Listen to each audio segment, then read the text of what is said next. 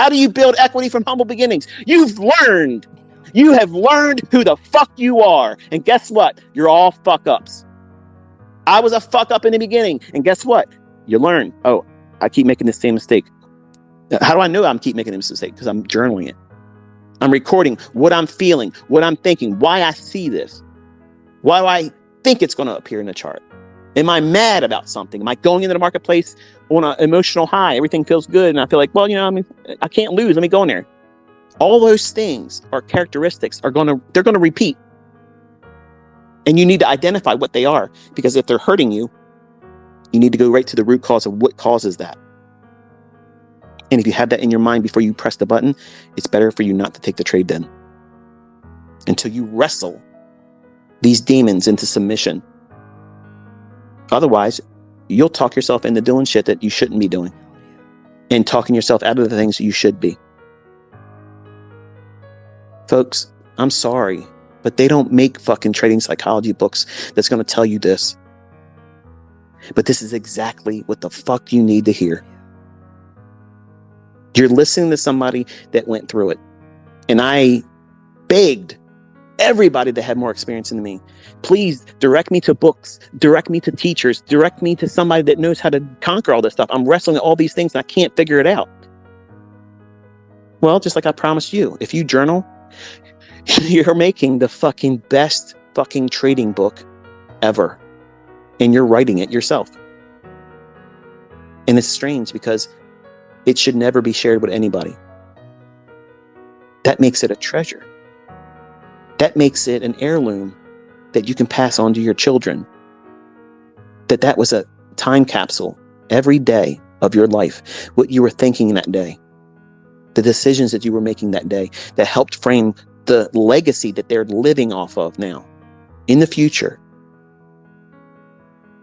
That's a unique experience that people can't get the same from a photograph. You can have photographs and old movies and 8mm films and all kinds of shit. But it's totally different when you see the blueprints of what your future family is going to live off of.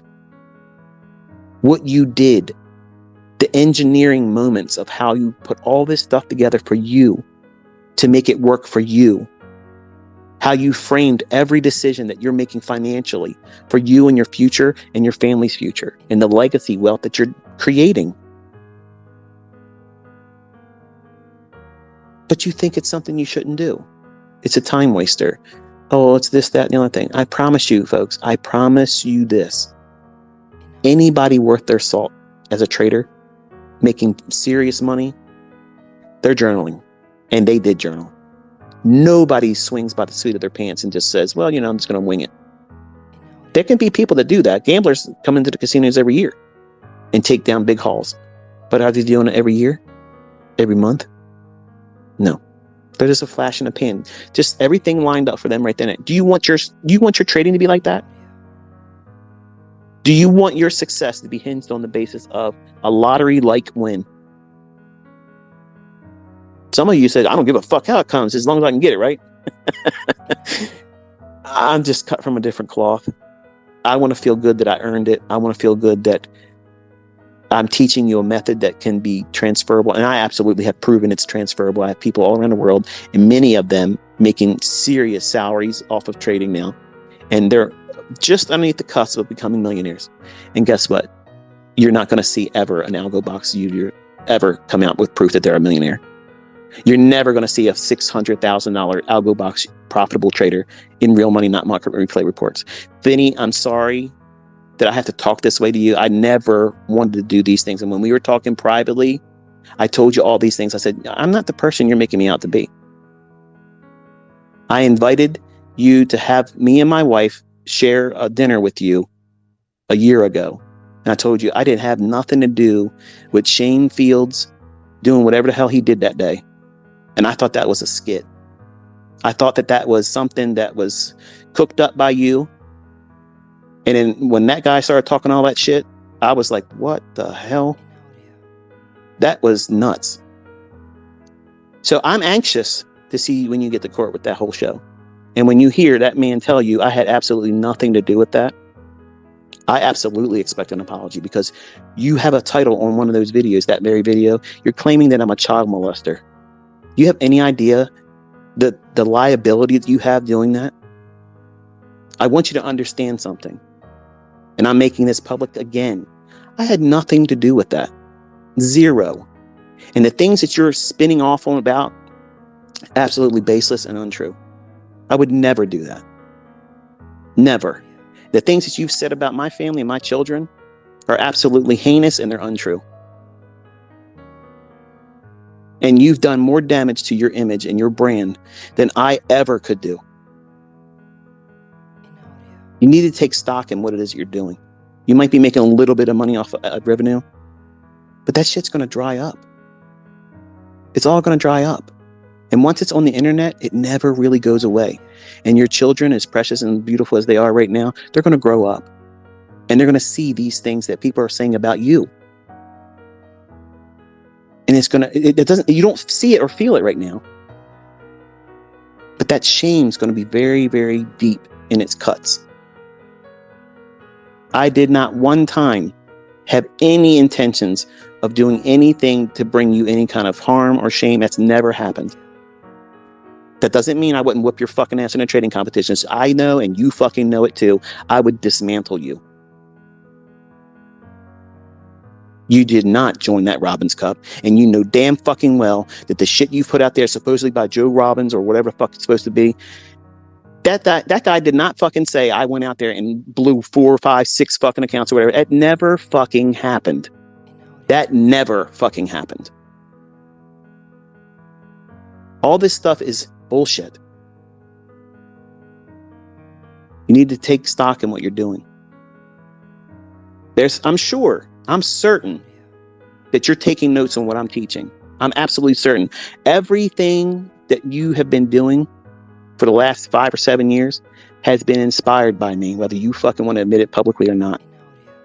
You've done it a few times in your live streams where you say, oh yeah, the J hook, that's ICT's optimal trade entry. Yep. I even told you to code this stuff. If you can do it, I have users, or not users, but I have students that would use your shit if you could really do it and make it consistent. Take all that shit off your charts. All that bloated bullshit. You're getting there. It's slowly happening. But the things that you're building your stuff on, it's all bullshit. Incorporate the stuff. I'm not even saying market it with my stuff. You don't ever have to do that. You never have to come out in public to say it. You don't even have to say it to me in an email. You don't have to say nothing to me. Just do it. And I promise you, your shit will start working. And people that want that crutch of being able to go out there and try to do something and it's built on sound logic. Look at the fucking thing my son's using right now. You trade all these little micro couple types of trades and over leverage them. Take the over leveraging away, build it with one contract basis, automate it. It has a negative R. It doesn't matter.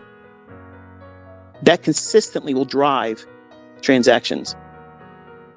And if you automate that, I guarantee you people right now are sitting there thinking, ICT is right. If he can make that work, I would like to have something like that. And again, like I told you in the past, I don't want any royalties off of anything. Nothing. But you went on this fucking vendetta, man, for nonsense because I didn't come out and defend you. I barely even fucking knew you were. And it's fucking creepy as fuck that you act like we've been friends since childhood and I backstabbed you. I have no idea who the fuck you were, man. But the shit that you're spewing is lies, man. It's fucking lies.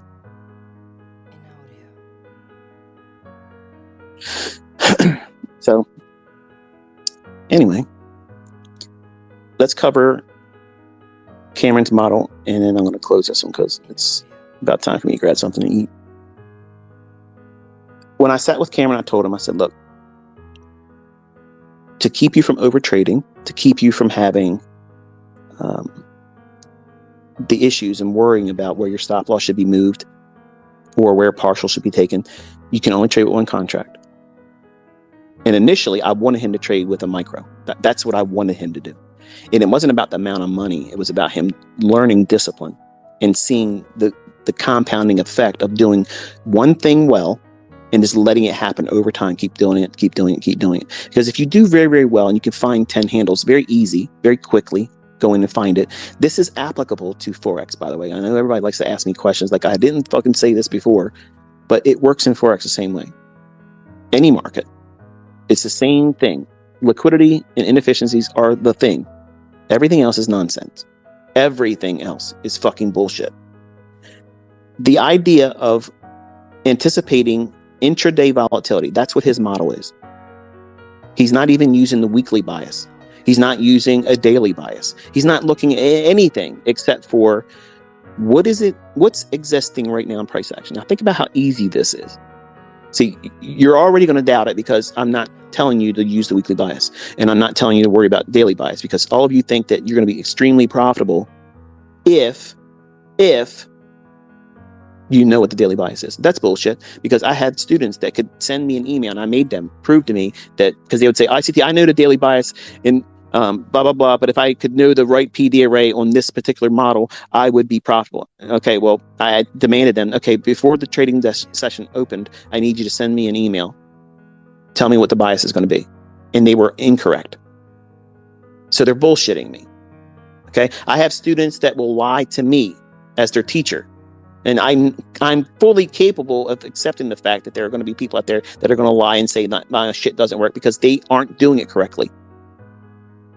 That's why I said, bring your receipts. If you know that you have tried, show me that you have tried. Show me what you have been journaling. And showing me 5 fucking pages of scribbling is not journaling. That's somebody hurrying up trying to put something together to make it look like it. Because on face value, people's attention spans are very short. They're going to say, oh yeah, I saw he journaled. What did he fucking journal? What did she journal? What did they journal? What were they looking for? What were they measuring? What were they fucking trying to do a case study on? What model are they trying to employ? Are they changing shit all the time when they go into the marketplace? Or are they looking for one particular thing?